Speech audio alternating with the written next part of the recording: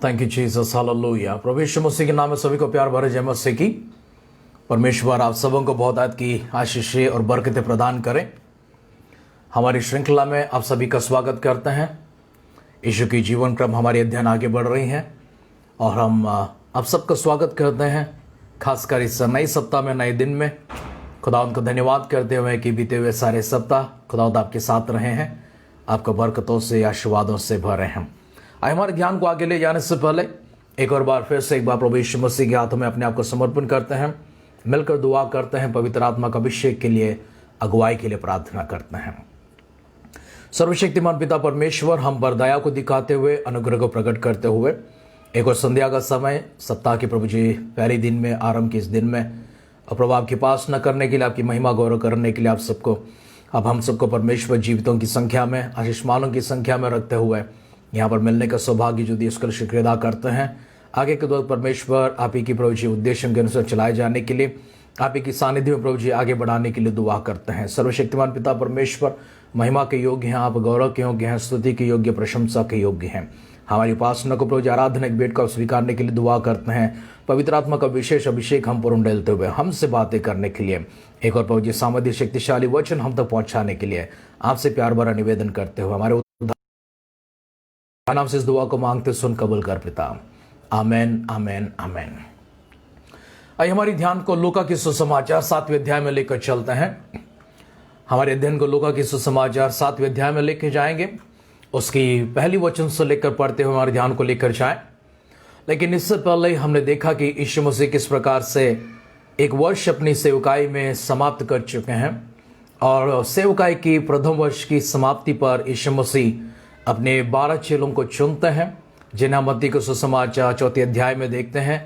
और 5 से लेकर 7वें अध्याय तक हमने देखा है यीशु मसीह अपने उपदेशों को देते हैं और कई सारे लोगों को भी उसके बाद में चंगाई को करते हैं। आज हम उससे थोड़ा और आगे बढ़ने की कोशिश कर रहे हैं। जिन बातों को आप जानते हैं, इन विषयों को आप जानते हैं, धन्यताओं के विषय में हमारी, अगर आपने अभी तक हमारी इन विषयों को सुना नहीं है तो आध्यात्मिक जीवन की दैनिक खुराक की हमारी जो श्रृंखला चलती है, daily dose for spiritual living, Hindi में जो ऑडियो संदेश हम आप तक हर दिन सुबह सुबह पहुंचाते हैं, उसमें यीशु की जीवन क्रम को आप सुन सकते हैं। और दूसरी बात, यीशु मसीह की धन्यताओं के विषय में, यीशु मसीह की धन्यताओं के विषय में लगभग एक 40 एपिसोड हमारे प्रार्थना सभाएं इसमें हो चुकी हैं, तो आप धन्यताओं के विषय में भी उनमें सुन सकते हैं। हमारे YouTube चैनल हेमंत मक्केना में जा सकते हैं और इन भागों को आप सुनकर इसमें से और ढेरों लाभों को प्राप्त कर सकते हैं। हमारे अध्ययन की सुविधा के लिए थोड़े से हम आगे बढ़ाते हुए लूका का सुसमाचार 7वें अध्याय में प्रवेश करते हैं। पहला वचन से पढ़ते हुए हम आगे बढ़ेंगे। जब वो लोगों को अपनी सारी बातें सुना चुका तो कफरनहूम में आया।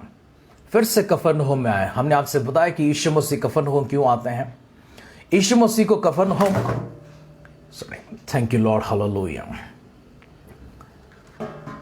यीशु मसीह कफरनहूम आने का एकमात्र कारण यह होता है, यीशु मसीह कफरनहूम आने का एकमात्र कि यीशु मसीह ने अपनी जो सेवकाई का जो केंद्र है, सेवकाई का केंद्र जो अपने यीशु मसीह नजरत से लेकर कफरनहूम पहुंच चुके हैं, क्योंकि प्रभु ने कहा था कि कोई भी भविष्यद्वक्ता अपने स्वदेश में, अपने स्वग्राम में मान,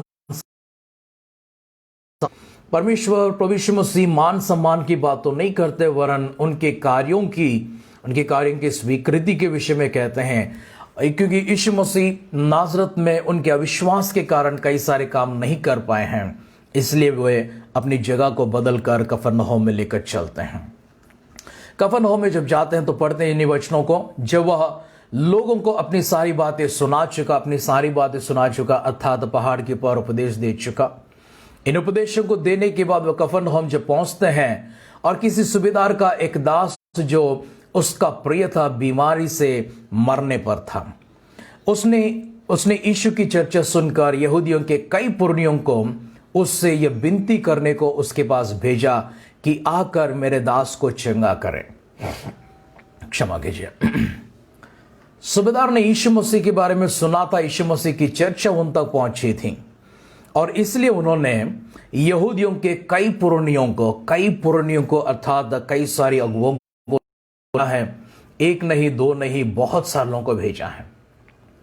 क्योंकि वे चाहते कि यीशु मसीह उनके पास आए और यीशु मसीह उनके घर पर आए, आकर एक जो उनका प्रिय दास था उनको चंगा करें।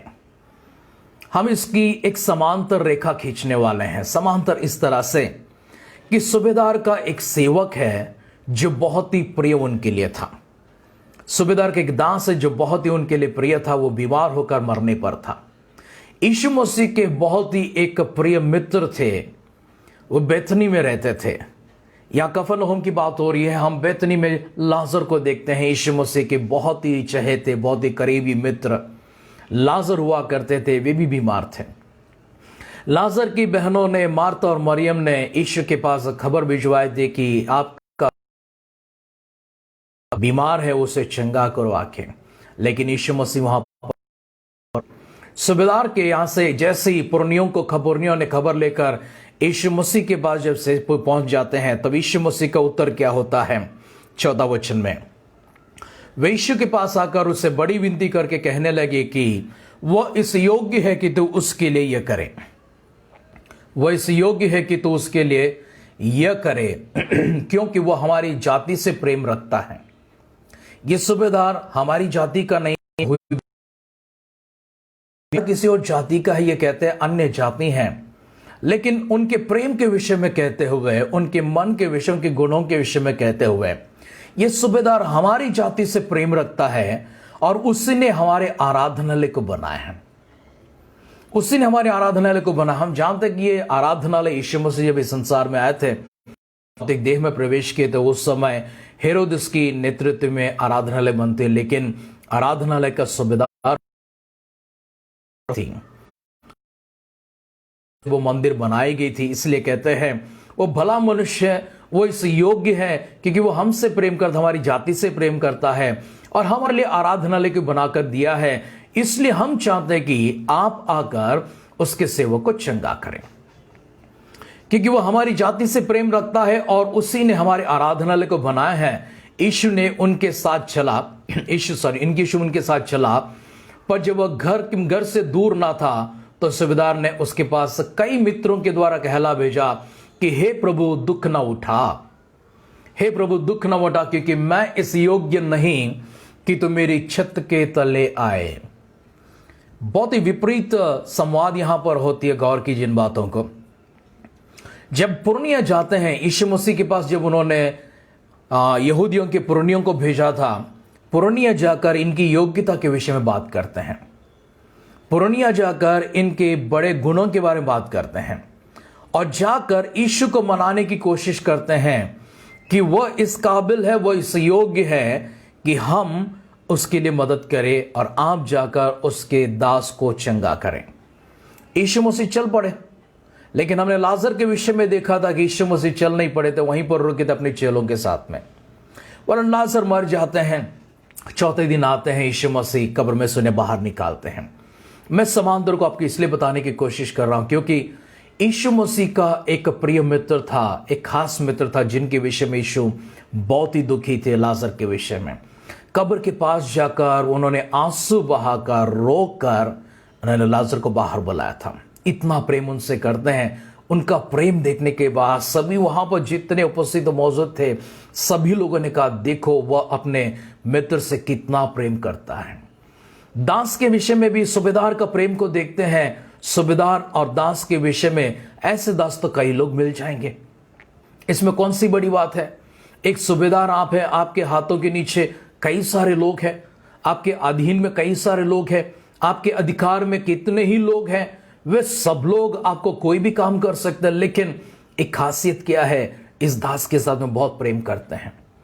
जब दास की विषय आती है तो मैं फिर से आपको मुझे वहां पर लेकर चलता हूं जहां पर पोतीफर के घर पर यूसुफ दास बनकर, गुलाम बनकर गया था, और जिसे देखने के बाद पोतीफर बहुत ही प्रसन्न होकर अपनी सब चीजों की पूर्ण अधिकार बनाते हैं। उन्हें दास नहीं, गुलाम की तरह नहीं, परंतु उन्हें अधिकारी की तरह रखते हैं। हम इन विषयों को देखते हैं। जब यीशु मसीह अपने मित्र से प्रेम करते हैं, सूबेदार अपने दास से प्रेम करते हैं, उसी प्रकार से पोतीफर भी यूसुफ से प्रेम किया करते थे। सूबेदार के घर पर जाने के लिए यीशु मसीह अपने कदम बढ़ा चुके हैं। बीच रात तक आ चुके हैं, लगभग उनके घर से थोड़ा दूर थे। उस समय सूबेदार ने अपने मित्रों को भेजा है। इससे पहले यीशु के पास उन्होंने पुरनियों को भेजा था, लेकिन अभी अपने मित्रों को भेजते हैं।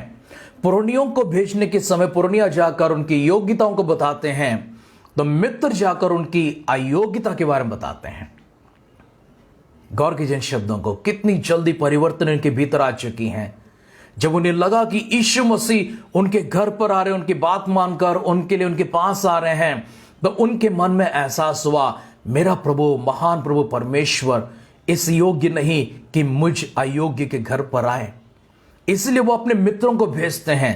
पहले पुरनियों को भेजा है, अपने मित्रों के द्वारा कहला भेजा कि हे प्रभु दुख ना उठा, हे प्रभु दुख ना उठा, क्योंकि मैं इस योग्य नहीं कि तुम मेरी छत के तले आए। हे प्रभु दुख ना उठा। और दूसरी बात क्या कहते हैं, इसी कारण मैंने अपने आप को इस योग्य भी न समझा कि तेरे पास आओ। तुम मेरे घर पर आए, यह योग्यता तो नहीं है, लेकिन इससे बढ़कर एक नहीं है कि प्रभु मैं तेरे सामने भी आ सकूं। मेरी अंदर इतनी योग्यता नहीं है, इसलिए मैं चाहता हूं मेरे मित्र जिस प्रकार से संदेश को लेकर तेरे पास आते हैं, वरन वचन ही कह दे तो मेरा सेवक चंगा हो जाएगा। मैं भी पराधीन मनुष्य हूं और सिपाही मेरे हाथ में है, और जब एक को कहता हूं कि जा तो वो जाता है, और दूसरे से कहता हूं कि आ तो वो आता है, और अपने किसी दास को यह कर तो वो उससे करता है। यह सुनकर यीशु ने अचम्भा किया और उसने मुंह फेर कर उस भीड़ की ओर जो उसके पीछे आ रही थी देखकर उससे कहा, मैं जानता हूं कि मैंने इस्राएल में भी ऐसा विश्वास नहीं पाया। मैंने ऐसा विश्वास को पाया नहीं है। अपने दास के विषय में बहुत ही चिंतित है। जैसा मैंने कहा, दास तो कई लोग मिल जाएंगे, लेकिन इंसान मिलना मुश्किल होता है। बहुत से दास मिल जाएंगे, आपके घर पर काम करने वाले, आप पगार देंगे तो कोई भी मिल जाएगा। आप तनख्वाह दे दीजिए, आपके दफ्तर में काम करने वाले कोई भी मिल जाएंगे। आप उनको उनकी मजदूरी उनको दे दीजिए, आपके दुकान में काम करने वाले आपको कोई भी मिल जाएंगे। आपके घर पर हो, आपके कारखाना में हो, आपके दफ्तर में हो, आपकी दुकान में हो, आपके लिए काम करने वाले पैसा लेकर कोई भी मिल जाएंगे। आपके भेड़ों को चराने के लिए कोई भी चरवाहा पैसा लेकर चरा सकता है, लेकिन एक मनुष्य का मिलना बड़ा मुश्किल है। एक इंसान का मिलना बहुत ही मुश्किल होता है। और वो इंसान जिससे हमारी मन लग जाए, वो इंसान जिसके साथ हमारी लगाव हो जाए, वो इंसान जिसे हम प्रेम करने लगे, और उस इंसान के लिए हम कुछ भी करने के लिए सिद्ध हो जाए। इसलिए सूबेदार ने कहा था कि जाओ, जाकर मेरे सेवक को चंगा करने के लिए यीशु मसीह को बुलाकर लेकर आओ। पुरनिये गए हैं, उन्हें समझाए हैं, उन्हें मनाए हैं, उन्हें लेकर आ रहे हैं योग्यताओं को बताकर, लेकिन मित्रों को भेजकर कहते हैं कि मेरी योग्यता नहीं है, मैं अयोग्य हूं कि आप मेरे छत के तले आए। मैं इस योग भी अपने आप को काबिल नहीं समझता हूं कि मैं तेरे सामने आकर खड़े हो जाए, इसलिए मैं चेहरा भी नहीं दिखाऊंगा। और वे चेहरा भी नहीं दिखाया है। उसने सिर्फ अपने मित्रों के जरिए संदेश को भिजवाया था, और संदेश को भिजवाने के बाद अपने घर पर हैं, कहते हैं कि मेरे दास आपको वचन वहां से भेज दो तो मेरे दास चंगा हो जाएगा। तब यीशु मसीह सभी की ओर, उन मनुष्यों की ओर जो उनके पीछे आ रहे थे उनकी ओर देखकर कहते हैं, इस्राएल में भी मैंने ऐसा विश्वास कहीं पर नहीं देखा है। और भेजे लोगों ने घर लौटकर उस दास को चंगा पाया।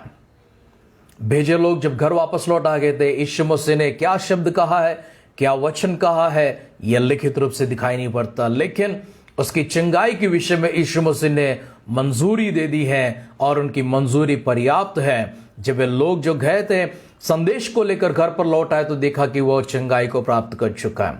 थोड़े दिन के बाद वह नाइन नाम एक नगर में आया, नगर में गया, उसके चेले और बड़ी भीड़ उसके साथ जा रही थी। जब वह नगर के फाटक के पास पहुंचा, तो देखो लोग एक मुर्दे को बाहर लिए जा रहे थे, जो अपनी मां का इकलौता पुत्र था, और वो विधवा थी, और नगर के बहुत से लोग उसके साथ थे। उसे देखकर प्रभु को तरस आया और उससे कहा, मत रो। तब उसने पास जाकर अर्थी को छुआ, और उठाने वाले ठहर गए। तब उसने कहा, हे जवान, मैं तुझसे कहता हूं, उठ। तब वह मुर्दा जो उठ बैठा और बोलने लगा और उसने उसे उसकी माँ को सौंप दिया।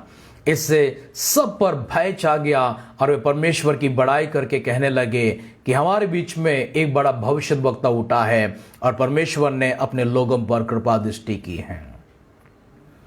परमेश्वर ने लोगों पर अपनी कृपा दृष्टि की है और उसके विषय में यह बात सारे यहूदिया में और आसपास के सारे देश में फैल गई थी। उनकी यश की बातें जो हैं, उनकी प्रतिष्ठा की बातें हैं, उनकी प्रसिद्धता की बातें सारे देश में, विश्व भर में, यहाँ वहाँ सारे देशों में पहुँच गई हैं। दो घटनाओं को हमने देखा है। एक प्रिय जो अपने दास के विषय में सुबेदार कहता है कि मैं योग्य नहीं हूँ। एक दुखियारी माँ अपने बेटे के विषय में रोती हुई जा रही थी। वो अकेली थी, उसका इकलौता बेटा था, वो जा चुका था। यीशु मसीह उसके अर्थी के पास जाते हैं, अर्थी को छूते हैं और उससे कहते हैं। तुरंत यीशु की आवाज को सुनकर जवान उठकर बैठ गया और बोलने लगा। उसकी हाथ पकड़कर उसके माँ के हाथ में दे दिया। उसके बाद में सब लोगों के बीच में भय सा छा गया है कि यह कौन है जो मुर्दों को भी जिलाता है। सभी लोग कहने लगे हमारे बीच में बहुत बड़ा भविष्यद्वक्ता उठ आया है। तो इसलिए यीशु मसीह की महिमा करने लगे, परमेश्वर की महिमा करने लगे, क्योंकि उन्हें लगा कि परमेश्वर ने अपने लोगों की पर कृपा दृष्टि की है। परमेश्वर की इस महानता को हम जब गौर करते हैं, ध्यान करते हैं, इन वचनों को जब सुनते हैं, हमारे परमेश्वर हमारे बीच में है, कहीं दूर नहीं गए हैं, वे हमारे बीच में हैं। बीमार स्थिति में अर्थात मरने पर स्थिति में कुछ भी हो या फिर मर चुका मृत स्थिति में कुछ भी क्यों ना हो, परमेश्वर उन्हें जिलाने के लिए, परमेश्वर उन्हें चंगा करने के लिए समर्थ दी हैं। इसलिए वो परमेश्वर आपसे और मुझसे कहते हैं मत डरो, मत रो, मत घबराओ। अगर कुछ चीजें बिगड़ चुकी हैं, अगर आपकी सेहत बिगड़ चुकी है, आपकी स्थिति बिगड़ चुकी है, आर्थिक स्थिति बिगड़ चुकी है, आप घर की स्थिति बिगड़ चुकी है, मानसिक स्थिति बिगड़ चुकी है, आध्यात्मिक स्थिति बिगड़ चुकी है, आपकी हर स्थिति अगर बिगड़ चुकी है, सब मृत चीजों में बदलने वाले हैं, मुर्दे स्थिति की ओर अगर चल रहे हैं, तो प्रभु के ऊपर विश्वास को रखिए। मृत लाजर को जीवित किया हुआ, मृत नाइन के उस विधवा के बेटे को जीवित किया, वही प्रभु यीशु मसीह हमारे बीच में सजीव है, आपके और मेरे बीच में है।